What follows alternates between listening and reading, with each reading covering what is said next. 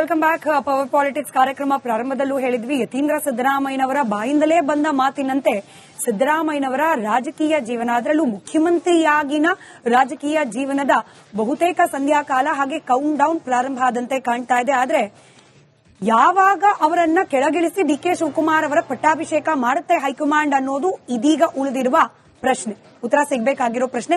ನಮ್ಮ ಜೊತೆಯಲ್ಲಿ ರಾಘವ್ ಶರ್ಮಾ ಇದ್ದಾರೆ, ವಿಶ್ಲೇಷಣೆಯನ್ನು ಮಾಡ್ತಾ ಇದ್ರು ಏನಾಗಬಹುದು ಅಂತ ಹೇಳಿ. ಈಗ ದೆಹಲಿಗೆ ಕರೆಸ್ಕೊಳ್ತಾ ಇದ್ದಾರೆ ಮುಖ್ಯಮಂತ್ರಿ ಹಾಗೆ ಉಪಮುಖ್ಯಮಂತ್ರಿಗಳನ್ನ. ಮಾತುಕತೆ ಆಗ್ಬೋದು, ಬಟ್ ಅವತ್ತೇ ಒಂದು ಅಫಿಷಿಯಲ್ ಅನೌನ್ಸ್ಮೆಂಟ್ ಅಂತ ಹೇಳಿ ಆಗೋ ಸಾಧ್ಯತೆಗಳು ಕಡಿಮೆ.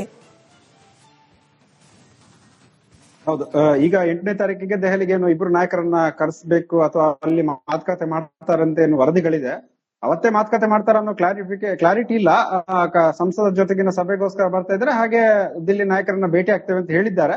ಸೊ ಬಹುಶಃ ರಾಹುಲ್ ಗಾಂಧಿ ಅವರು ಭೇಟಿ ಮಾಡಬಹುದು. ಈಗ ಸಂಸತ್ ಅಧಿವೇಶನ ನಡೀತಿದೆ, ಆ ಸಂದರ್ಭದಲ್ಲಿ ಅಧಿವೇಶನದ ಮೇಲೂ ಗಮನ ಕೊಡ್ಬೇಕಾಗತ್ತೆ. ಕರ್ನಾಟಕ ಕ್ರೈಸಿಸ್ ಅನ್ನ ಇವಾಗ ಹ್ಯಾಂಡಲ್ ಮಾಡ್ಬೇಕಾ ಅಥವಾ ಒಂದಿಷ್ಟು ದಿನಗಳ ಬಿಟ್ಟು ಮಾಡ್ಬೇಕು ಅನ್ನೋ ತೀರ್ಮಾನವನ್ನ ಹೈಕಮಾಂಡ್ ಮಾಡುತ್ತೆ. ಬಹುಶಃ ಮಾತನಾಡಬಹುದು, ಯಾಕೆಂತ ಹೇಳಿದ್ರೆ ಈಗ ಇಬ್ರು ನಾಯಕರ ಜೊತೆಗೂ ಪರಸ್ಪರ ನೀವು ಭೇಟಿಯಾಗಿ ಒಗ್ಗಟ್ಟಿನ ಪ್ರದರ್ಶನ ಮಾಡಿ ಅಂತ ಹೇಳಿದ್ದಾರೆ. ಸೊ ಇಬ್ಬರನ್ನ ಕರೆಸಿ ಈ ಪವರ್ ಟ್ರಾನ್ಸ್ಫರ್ ಬಗ್ಗೆ ಚರ್ಚೆಗಳನ್ನ ಮಾಡಬಹುದು. ದಿನಾಂಕ ಗೊತ್ತುಪಡಿಸೋ ಬಗ್ಗೆ ಇವತ್ತೇ ತೀರ್ಮಾನ ಆಗುತ್ತೆ ಇಲ್ಲ ಗೊತ್ತಿಲ್ಲ. ಆದ್ರೆ ಅವರಿಬ್ಬರ ಮನಸ್ಸಲ್ಲಿ ಏನಿದೆ ಅನ್ನೋದ್ರನ್ನ ಫಸ್ಟ್ ಗೆ ಹೈಕಮಾಂಡ್ ತಿಳಿದುಕೊಳ್ಳುವಂತ ಪ್ರಯತ್ನವನ್ನ ಮಾಡ್ಲಿಕ್ಕಿದೆ. ಸೊ ಈ ಕಾರಣಕ್ಕಾಗಿ ಖರ್ಗೆ ಅವರು ಯಾವಾಗ ಕರ್ನಾಟಕದಿಂದ ದೆಹಲಿಗೆ ಹೋದ್ರು, ಆವಾಗ ರಾಹುಲ್ ಗಾಂಧಿ ಅವರು ಖರ್ಗೆ ಅವ್ರ ಜೊತೆಗೆ ಒಂದು ಮೀಟಿಂಗ್ ಮಾಡಿದ್ರು. ಬಿಹಾರ ವಿಷಯ ಜೊತೆಗೆ ಕರ್ನಾಟಕದ ವಿಷಯಗಳ ಬಗ್ಗೆ ಕೂಡ ಮಾತುಕತೆ ನಡೆಸಿದ್ರು, ಅವರ ಅಭಿಪ್ರಾಯವನ್ನ ಪಡೆದುಕೊಂಡಿದ್ರು.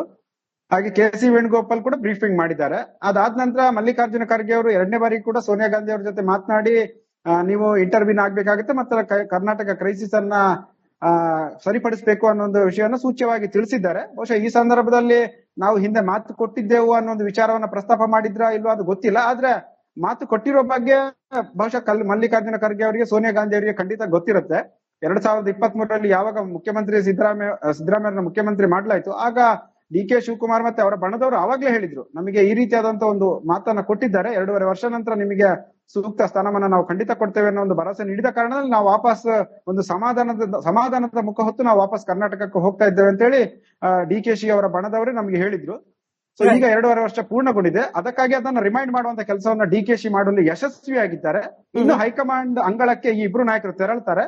ಅವ್ರು ಏನು ಸೂಚನೆಯನ್ನ ಅಥವಾ ಅಭಿಪ್ರಾಯವನ್ನ ನೀಡ್ತಾರೆ ಅನ್ನೋದನ್ನ ನಾವು ಕಾದು ನೋಡ್ಬೇಕು. Right, thank you so much Raghav, ಇಷ್ಟೊತ್ತು ರಿಪಬ್ಲಿಕ್ ಕನ್ನಡದ ಜೊತೆ ಮಾತನಾಡಿದಕ್ಕೆ ಹಾಗೆ ವೀಕ್ಷಕರಿಗೆ ವಿವರಣೆಯನ್ನ ಕೊಟ್ಟಿದ್ದಕ್ಕೆ. Welcome back. ಪವರ್ ಪಾಲಿಟಿಕ್ಸ್ ಕಾರ್ಯಕ್ರಮ ಪ್ರಾರಂಭದಲ್ಲೂ ಹೇಳಿದ್ವಿ, ಯತೀಂದ್ರ ಸಿದ್ದರಾಮಯ್ಯನವರ ಬಾಯಿಂದಲೇ ಬಂದ ಮಾತಿನಂತೆ ಸಿದ್ದರಾಮಯ್ಯನವರ ರಾಜಕೀಯ ಜೀವನ, ಅದರಲ್ಲೂ ಮುಖ್ಯಮಂತ್ರಿಯಾಗಿನ ರಾಜಕೀಯ ಜೀವನದ ಬಹುತೇಕ ಸಂಧ್ಯಾಕಾಲ ಹಾಗೆ ಕೌಂಟ್ ಡೌನ್ ಪ್ರಾರಂಭ ಆದಂತೆ ಕಾಣ್ತಾ ಇದೆ. ಆದ್ರೆ ಯಾವಾಗ ಅವರನ್ನ ಕೆಳಗಿಳಿಸಿ ಡಿಕೆ ಶಿವಕುಮಾರ್ ಅವರ ಪಟ್ಟಾಭಿಷೇಕ ಮಾಡುತ್ತೆ ಹೈಕಮಾಂಡ್ ಅನ್ನೋದು ಇದೀಗ ಉಳಿದಿರುವ ಪ್ರಶ್ನೆ, ಉತ್ತರ ಸಿಗಬೇಕಾಗಿರೋ ಪ್ರಶ್ನೆ. ನಮ್ಮ ಜೊತೆಯಲ್ಲಿ ರಾಘವ್ ಶರ್ಮಾ ಇದ್ದಾರೆ, ವಿಶ್ಲೇಷಣೆಯನ್ನು ಮಾಡ್ತಾ ಇದ್ರು ಏನಾಗಬಹುದು ಅಂತ ಹೇಳಿ. ಈಗ ದೆಹಲಿಗೆ ಕರೆಸ್ಕೊಳ್ತಾ ಇದ್ದಾರೆ ಮುಖ್ಯಮಂತ್ರಿ ಹಾಗೆ ಉಪಮುಖ್ಯಮಂತ್ರಿಗಳನ್ನ. ಮಾತುಕತೆ ಆಗ್ಬೋದು, ಬಟ್ ಅವತ್ತೇ ಒಂದು ಅಫಿಷಿಯಲ್ ಅನೌನ್ಸ್ಮೆಂಟ್ ಅಂತ ಹೇಳಿ ಆಗೋ ಸಾಧ್ಯತೆಗಳು ಕಡಿಮೆ.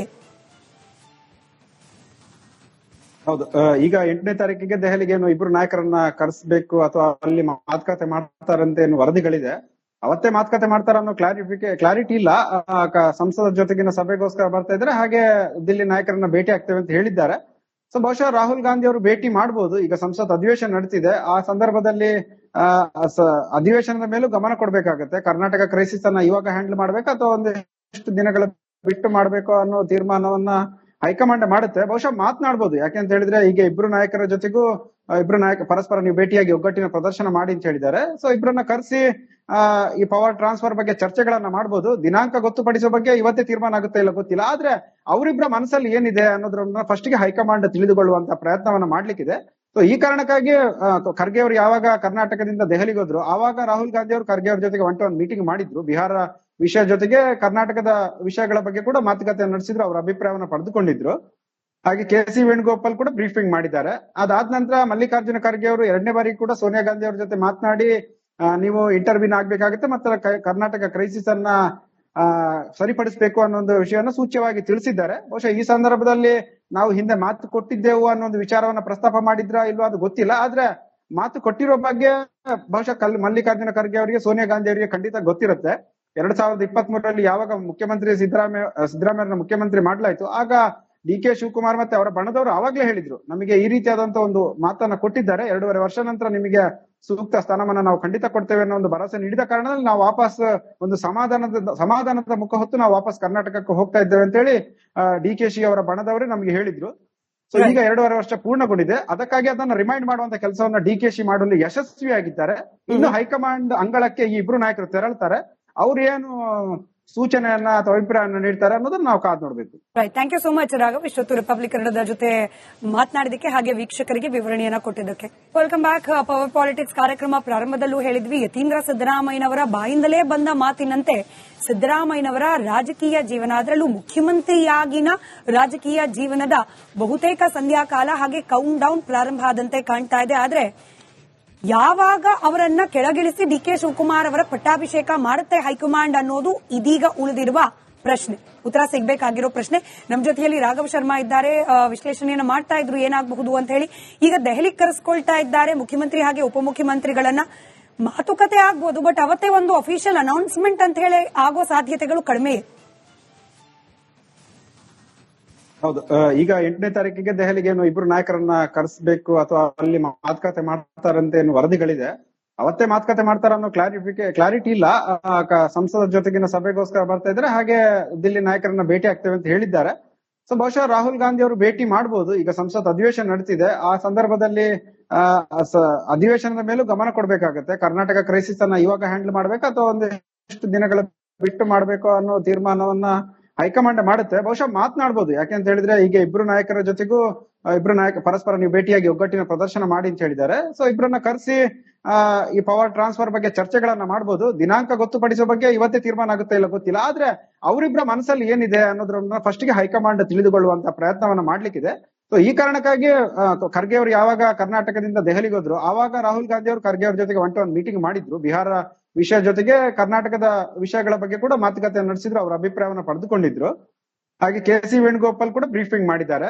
ಅದಾದ ನಂತರ ಮಲ್ಲಿಕಾರ್ಜುನ ಖರ್ಗೆ ಅವರು 2ನೇ ಬಾರಿ ಕೂಡ ಸೋನಿಯಾ ಗಾಂಧಿ ಅವ್ರ ಜೊತೆ ಮಾತನಾಡಿ ನೀವು ಇಂಟರ್ವ್ಯೂನ್ ಆಗ್ಬೇಕಾಗುತ್ತೆ ಮತ್ತೆ ಕರ್ನಾಟಕ ಕ್ರೈಸಿಸ್ ಅನ್ನ ಸರಿಪಡಿಸಬೇಕು ಅನ್ನೋ ಒಂದು ವಿಷಯವನ್ನ ಸೂಚ್ಯವಾಗಿ ತಿಳಿಸಿದ್ದಾರೆ. ಬಹುಶಃ ಈ ಸಂದರ್ಭದಲ್ಲಿ ನಾವು ಹಿಂದೆ ಮಾತು ಕೊಟ್ಟಿದ್ದೆವು ಅನ್ನೋ ಒಂದು ವಿಚಾರವನ್ನ ಪ್ರಸ್ತಾಪ ಮಾಡಿದ್ರ ಇಲ್ವಾ ಅದು ಗೊತ್ತಿಲ್ಲ. ಆದ್ರೆ ಮಾತು ಕೊಟ್ಟಿರೋ ಬಗ್ಗೆ ಬಹುಶಃ ಮಲ್ಲಿಕಾರ್ಜುನ ಖರ್ಗೆ ಅವರಿಗೆ ಸೋನಿಯಾ ಗಾಂಧಿ ಅವರಿಗೆ ಖಂಡಿತ ಗೊತ್ತಿರುತ್ತೆ. 2023ರಲ್ಲಿ ಯಾವಾಗ ಮುಖ್ಯಮಂತ್ರಿ ಸಿದ್ದರಾಮಯ್ಯನ ಮುಖ್ಯಮಂತ್ರಿ ಮಾಡ್ಲಾಯ್ತು, ಆಗ DK ಶಿವಕುಮಾರ್ ಮತ್ತೆ ಅವರ ಬಣದವರು ಆವಾಗ್ಲೇ ಹೇಳಿದ್ರು, ನಮಗೆ ಈ ರೀತಿಯಾದಂತ ಒಂದು ಮಾತನ್ನ ಕೊಟ್ಟಿದ್ದಾರೆ, 2.5 ವರ್ಷ ನಂತರ ನಿಮಗೆ ಸೂಕ್ತ ಸ್ಥಾನಮಾನ ನಾವು ಖಂಡಿತ ಕೊಡ್ತೇವೆ ಅನ್ನೋ ಒಂದು ಭರವಸೆ ನೀಡಿದ ಕಾರಣದಲ್ಲಿ ನಾವು ವಾಪಸ್ ಒಂದು ಸಮಾಧಾನದ ಮುಖ ಹೊತ್ತು ನಾವು ವಾಪಸ್ ಕರ್ನಾಟಕಕ್ಕೆ ಹೋಗ್ತಾ ಇದ್ದೇವೆ ಅಂತ ಹೇಳಿ DKಶಿ ಅವರ ಬಣದವರೇ ನಮಗೆ ಹೇಳಿದ್ರು. ಸೊ ಈಗ 2.5 ವರ್ಷ ಪೂರ್ಣಗೊಂಡಿದೆ. ಅದಕ್ಕಾಗಿ ಅದನ್ನ ರಿಮೈಂಡ್ ಮಾಡುವಂತ ಕೆಲಸವನ್ನ DKಶಿ ಮಾಡಲು ಯಶಸ್ವಿಯಾಗಿದ್ದಾರೆ. ಇನ್ನು ಹೈಕಮಾಂಡ್ ಅಂಗಳಕ್ಕೆ ಈ ಇಬ್ರು ನಾಯಕರು ತೆರಳ್ತಾರೆ. ಅವ್ರು ಏನು ಸೂಚನೆಯನ್ನ ಅಥವಾ ಅಭಿಪ್ರಾಯವನ್ನ ನೀಡ್ತಾರೆ ಅನ್ನೋದನ್ನ ನಾವು ಕಾದ್ ನೋಡ್ಬೇಕು. Right, thank you so much Raghav. ಇಷ್ಟೊತ್ತು ರಿಪಬ್ಲಿಕ್ ಕನ್ನಡದ ಜೊತೆ ಮಾತನಾಡಿದಕ್ಕೆ ಹಾಗೆ ವೀಕ್ಷಕರಿಗೆ ವಿವರಣೆಯನ್ನ ಕೊಟ್ಟಿದ್ದಕ್ಕೆ.